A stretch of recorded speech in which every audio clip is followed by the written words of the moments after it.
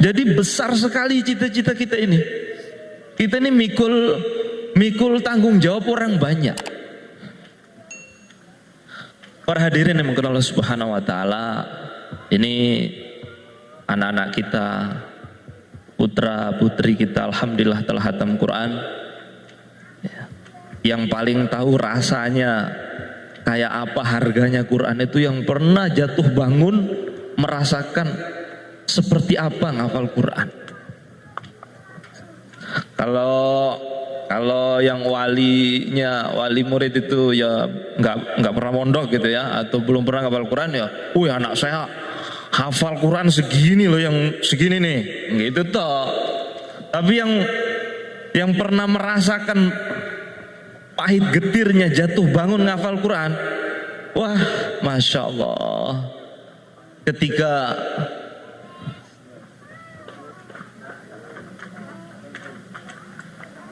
detik-detik bacaan anak kita itu sudah mendekati Qul a'udzu birabbin nas malikin nas di penghujung Quran. Dan Quran itu nanti kemuliaan seorang ibu, kemuliaan seorang ayah yang memiliki anak hafid Quran, itu tidak bisa kita buktikan di dunia, karena dunia ini terlalu kecil untuk membuktikan perkara yang besar. Nanti tunggu saja nanti kelak di akhirat, ketika orang-orang nanti putus asa untuk terlepas dari pertanggungjawaban perbuatan mereka di dunia, maka ketika itu wali-wali murid yang anak-anaknya hafal Quran, di situ mereka akan tersenyum. Mereka Allah Subhanahu wa taala akan letakkan di mimbar-mimbar cahaya, sehingga orang-orang berkata, siapa mereka itu? Oh, itu orang-orang tua yang anak-anaknya itu menghafal Quran. Sudah menjadi sunatullah, sesuatu itu kalau besar ujiannya juga ikut besar. Maka setelah anak-anak kita ini kita didik, kita biayai, kita doakan dengan air mata darah kita. Tugas kita sekarang kita lindungi. Pesan saya untuk wali murid yang di sini putrinya hafal Quran, jangan nikahkan anaknya kecuali dengan orang yang menghargai Quran. Di dalam kitab fikih ada bab namanya bab kafaah, kesetaraan. Jadi orang itu harus menikah dengan yang setara dengan dia.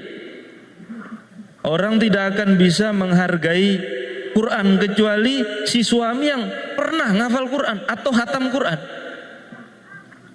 Kalau begitu juga dengan yang putra, nikah tuh dengan yang hafal Quran, jangan penjaga Indomaret. Wah, itu nggak tahu harganya, nilai kamu tuh nggak tahu harganya. Itu pesan saya. Yang kedua, setelah hafal Quran pulang dari pondok, tinggallah di tempat masyarakat yang memang membutuhkan kamu. Suatu hari ada seorang kiai. Kiai ini di rumahnya ada akuarium. Di situ ada ikan piranha. Di situ ada ikan piranha. Besar ikannya. Ada ikan macam-macam, ada ikan mas koki, ada yang terbaik di antara semua itu ada namanya ikan arwana, besar, yang sisiknya seperti mutiara, ikan arwana. Suatu hari ada seorang santri, dia sudah lulus dari pondok, sudah mau pamit pulang. Maka dia bilang sama kiainya, Kiai, saya rencana insya Allah tidak berapa lama lagi saya mau pamit pulang. Oh iya, hati-hati di rumah. Oh ya, sebelumnya coba ini saya rencana mau jual ikan arwana saya ini. Coba kamu coba tawarkan ke tetangga. Ini bawa HP-nya, kamu foto dulu tuh. Kamu foto, ambil videonya, kamu bawa ke tetangga. Akhirnya sampai di tetangga, dia bilang, Assalamualaikum, Pak Yai mau jual ikan ikan hiasnya, ikan arwana yang besar itu. Ini fotonya. Berapa harganya, Pak? Wah, ini kalau saya berani ngambil 50.000 tak ambil ini. 50.000. Ini kan mahal ini. Maka dia pulang mangkel sambil bilang sama kiainya, "Kiai, itu tetangga itu orang nggak menghargai. Sudah bilang punya kiai ini kan mahal, bilangnya saya mau kalau 50.000." Oh. Terus Pak Yai tersenyum. "Sekarang itu kamu ke sana, tempat penjualan ikan emas, kamu ke sana, kamu tawarkan apa, tunjukin foto dan videonya." Oh, sampai di sana dia tunjukkan. "Assalamualaikum, saya Ustadz di pondok ini, Pak Kiai mau jual ikan arwananya, ini fotonya. Oh, ini bagus ini. Kira-kira Bapak berani berapa?" "Saya ambil 5 juta ini." Wah, baru pas ini. Pulang dia, "Pak Kiai, itu di tempat toko jualan ikan, itu pasar ikan, tempat jual ikan hias itu siap ngambil 5 juta Pak Yai. Kita lepas saja." "Oh, tunggu," kata Kiai. "Sekarang kamu datang ke Fulan bin Fulan di sana, rumahnya ada di perumahan elit di sana. Kamu bilang, sebut aja nama saya dan bilang ikan arwana ini juara tahun sekian," gitu. Bilang aja. Maka datang ke sana. "Assalamualaikum, saya diutus Pak Kiai, beliau mau jual ikannya yang ini, yang beliau bilang ini ikan ini tahun lalu juara." Kata Pak Kiai, "Berani ngambil berapa?" "Saya ambil 50 juta. Setelah itu dia kembali, "Pak Yai, ini dia mau ngambil 50 juta, gimana kita lepas?" Akhirnya Pak Kiai bilang, "Sebenarnya saya nggak mau jual, karena kamu kan mau pulang. Saya ingin memberi pelajaran kepada kamu bahwasanya ikan ini akan menjadi murah kalau dia berada di tempat yang tidak mengenal ikan. Nanti kalau dia ditawarkan kepada yang sedikit agak kenal begitu, dia akan memberikan harga yang lebih. Tapi kalau yang lebih paham lagi, yang benar-benar kenal, maka dia akan berani menebusnya dengan harga tinggi. Begitu juga kamu. Kamu itu seperti ikan arwana saya ini. Kamu ini mahal, membawa Quran, membawa ilmu. Tapi kalau kamu pulang di suasana yang tidak menghargai ilmu, kamu jadinya barang murah. Harga kamu cuma 50.000. Tapi kalau kamu nanti datang di tempat di masyarakat yang sudah terbentuk, atau kamu nggak usah pulang, di pesantren saja kamu nggak usah pulang, bantu pondok pesantren kamu, itu lebih baik karena kamu di situ harganya tidak ternilai dan kamu bisa mencetak orang-orang seperti kamu lagi. Jadi kita kalau sudah diberi amanah oleh Allah Quran, ilmu, dirawat, disyukuri dengan kita berusaha menjaga diri kita, memperjuangkan ilmu kita yang mahal ini kepada orang-orang yang menghargainya.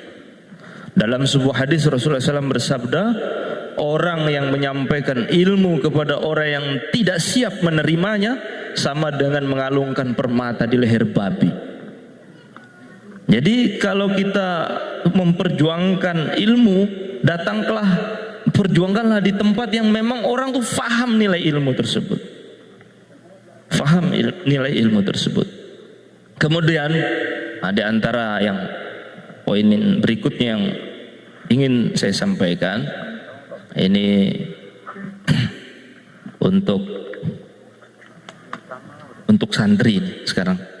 Ini untuk santri, jalan untuk menghafal Quran itu sebenarnya banyak. Jalan untuk menghafal Quran itu sangat banyak. Ada orang itu dulu ketika Habib Salim bin Abdullah Asy-Syatiri, Habib Salim bin Abdullah Asy-Syatiri, beliau julukannya Sultanul Ilm. Di kalangan para ulama julukannya Sultanul Ilm. Beliau itu Habib Salim bin Abdullah Asy-Syatiri, itu kitabnya ini mungkin ada seluas ini, karangan ini. Hingga ulama-ulama dari Saudi itu tanya kepada Habib Salim bin Abdul Rashid, Habib, ini kitab sebanyak ini apa udah dibaca? Oh, pertanyaanmu salah. Jangan bilang apa udah pernah dibaca, udah dihafal belum? Baru pas. Semua sudah saya baca. Nah, beliau itu ketika datang ke Jakarta, itu beliau cerita. Ketika itu ada yang ketika itu baca kitab Tafsirul Ahlamnya Syekh Muhammad bin Sirin, Ibnu Sirin yang ahli penakwil mimpi. Ketika itu beliau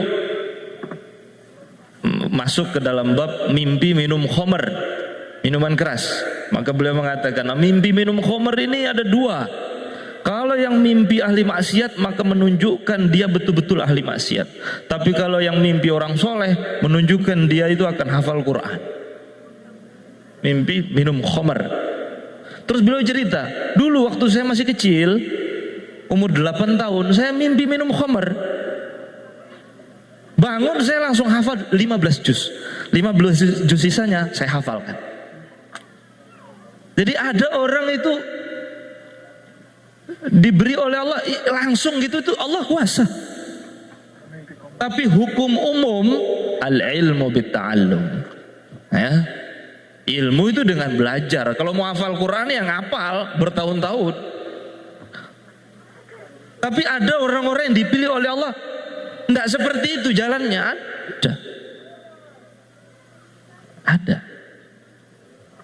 Ada seorang ulama namanya Syekh Abu Ali Al-Hirqani. Syekh Abu Ali Al-Hirqani itu bertahun-tahun nangis di makam gurunya sambil doa kepada Allah, ya Allah berikanlah aku ilmu guruku Syekh Abdul Yazid Al-Bustami. Gitu toh, berdiri langsung hafal Quran 30 juz, segitu aja. Ada orang yang seperti itu. Oh itu kan Syekh, Pak itu kan Syekh. Loh kalau kita ini apa bisa? Bisa, ada. Di India pernah ada kejadian. Ini kejadian diceritakan di India. Ada seorang suami istri itu saking melaratnya, itu kalau berdiri antara kepalanya sama atap rumah itu cuma 1 jengkal saja. Saking miskinnya itu. Maka suami istri ini ngobrol. Terjadi obrolan begitu. Malam-malam nyantai. Terus mereka ngobrol, kita ini udah melarat, tapi kok parah betul. Terus kata istrinya, parah bagaimana? Kok kita nggak punya Quran? Gitu. Kok kita sampai nggak punya Quran ya? Ya walaupun melarat udah miskin begini ya setidak-tidaknya kita harus memiliki mushaf, kalamullah, Quran. Lah terus gimana? Kita nggak punya uang, udah yang kita tabungi berapa lama kita beli Quran aja. Oh iya, ayo beli Quran. Akhirnya mereka sepakat nih suami istri ini beli Quran. Setelah beli Quran, nah ini bingung naruhnya karena rumahnya kecil sekali, kecil, dan ini Quran kita taruh di mana ini? Quran tidak boleh ditaruh di bawah, harus taruh di atas. Sementara ini sudah malam. Dan kita baru bisa buat tempat Quran khusus di atas besok pagi. Saya bisa nukang, saya bisa buat itu. Nah untuk nunggu besok bagaimana ini? Kata istrinya, kita gantian aja. Nanti pegang Qurannya, saya tidur. Nanti kalau kamu capek berdiri, nanti bangunkan saya wudhu, saya yang pegang sampai pagi. Sampai kita buat wadah untuk Quran. Akhirnya bener, gantian itu. Gantian, suaminya pegang. Nah, ini didorong karena takzim dengan Quran. Ini orang awam biasa, orang pinggir kali lah gitu ya. Orang awam. Pagi setelah mereka bangun, dua-duanya hafal Quran. Disimak ketika itu di Masjid Jami India oleh seluruh hafid Quran, tidak ada satupun harokat yang keliru. Jadi orang itu kalau mau terjaga Qurannya, hormati Quran. Orang itu kalau tidak memiliki sikap yang luar biasa kepada sesuatu yang luar biasa, dia tidak akan menjadi orang yang luar biasa. Al-Quran ini adalah sesuatu yang luar biasa. Kalau kita tidak memberikan takzim, sikap yang luar biasa, maka tidak akan muncul sesuatu yang luar biasa. Karena jatah sesuatu yang luar biasa itu hanya untuk orang yang luar biasa. Maka takzimlah setinggi-tingginya kepada Quran. Maka antum semua akan menjadi orang yang istimewa. Takzimlah dengan Quran. Dan satu hal lagi terakhir, saya akan tutup. Orang yang ahli Quran ini pergi kemana saja itu akan selalu mulia. Maka karena di dalam dada-dada para ahli Quran dan juga untuk wali santri yang tahu anaknya ahli Quran, jangan sekali-kali hinakan anak kita atau menghinakan diri kita dengan mengemis dengan ahli dunia. Ketika ahli Quran itu syahwatnya dengan duniawi terlalu tinggi, nanti lama-lama jual Quran. Ulama itu kalau senang duit karena dia punya ilmu, maka ilmunya yang dijual untuk dapatkan duit. Nah, maka kita terakhir saya tutup, ikhlaskan hati kita, tuluskan hati kita dengan setulus-tulusnya. Ini kita sedang diuji di akhir zaman, ketika sebagian ahli agama dikuasai oleh hawa nafsunya, entah itu hawa nafsu politik, hawa nafsu duniawi, dan apa saja bentuknya. Kalau ahli agama di dalam hatinya masih bersemayam keagungan dunia, maka dia akan gunakan dunianya itu atas nama agama untuk mencari dunia. Dan bahkan lebih beragama orang awam kadang dengan ahli agama. Saya teringat cerita guru saya almarhum Kiai Zairan rahimahullah ta'ala. Ketika ada muktamar para ulama, ketika itu di Jawa Timur, muktamar NU Jawa Timur. Ketika itu Pak Habibie diundang. Pak Habibie mantan presiden kita. Waktu itu salah satu tokoh sesepuh ulama dipersilakan naik panggung bicara. Dari awal sampai akhir tuh ngomong duit. Dari awal sampai akhir bahasnya uang. Setelah itu Pak Habibie naik. Loh, Pak Habibie itu bilang begini, saya ini diberi oleh Allah Subhanahu wa taala karunia kemampuan bisa buat pesawat, buat ini, buat ini. Tapi semua yang kalian tahu mengenai saya, kalau Allah Subhanahu wa taala cabut itu semua, habis sudah Habibie itu, nggak ada nilainya. Justru yang ngomong tauhid itu arsitek. Kok bisa kebalik begini? Nah, bisa kebalik kalau ahli agama di dalam hatinya masih bersemayam keagungan duniawi. Maka pesan saya kepada asatid, pesan saya kepada santri-santri dan wali santri, dunia ini segini-gini aja. Segini-gini aja. Enak tuh semana sih? Enak tuh cuma sejengkal. Kalau nggak ditenggorokan, kalau nggak dibawa perut, sejengkal ukuran. Setelah itu sudah nggak ada orang makan muter dulu di tenggorokan baru masuk perut, nggak ada. Lewat seret selesai. Itulah dunia. Itulah dunia. Maka agama yang Allah beri kepada kita, iman, i'tiqad yang lurus ahlus sunnah wal jamaah, Allah Subhanahu wa taala beri kita Quran di dalam hati kita. Jaga dengan baik. Jangan sampai goyang dengan keadaan hiruk pikuk sekarang nih. Saya terus terang, saya senang melihat pondok ini. Ini ada gubuk-gubuknya. Ini kalau bisa nggak usah dirubah. Kalau bisa. Kalau gimana mau bangun ya? Nanti bangun di belakang kan bisa. Ini biar aja. Gitu. Itu pondok kami. Saya ini sebenarnya bukan orang Temboro ya. Tadi bilang Habib Qori dari Temboro. Tapi ya nggak apa-apa karena memang rumah saya di Temboro. Saya sendiri itu aslinya Nusa Tenggara Barat, NTB, Sumbawa. Nah, saya ngafal Quran dulu di Pondok Pesantren Aziziyah, Tuan Guru Mustafa. Waktu itu saya umurnya 11 tahun. Diantar oleh abah saya itu ngafal Quran umur 11 tahun. Kemudian saya lanjut di Temboro sampai selesai ngambil jurusan hadis, terus diambil menantu sama Pak Kiai. Akhirnya domisili di situ karena diambil menantu, gimana lagi, sudah diikat.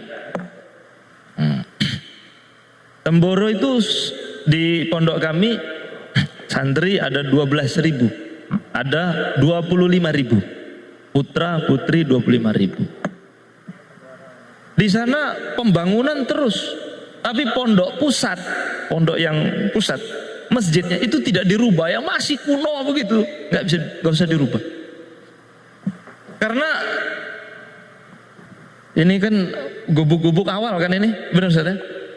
Ini air mata penghafal Quran pertama jatuh tuh di sini, maka nggak usah dirubah.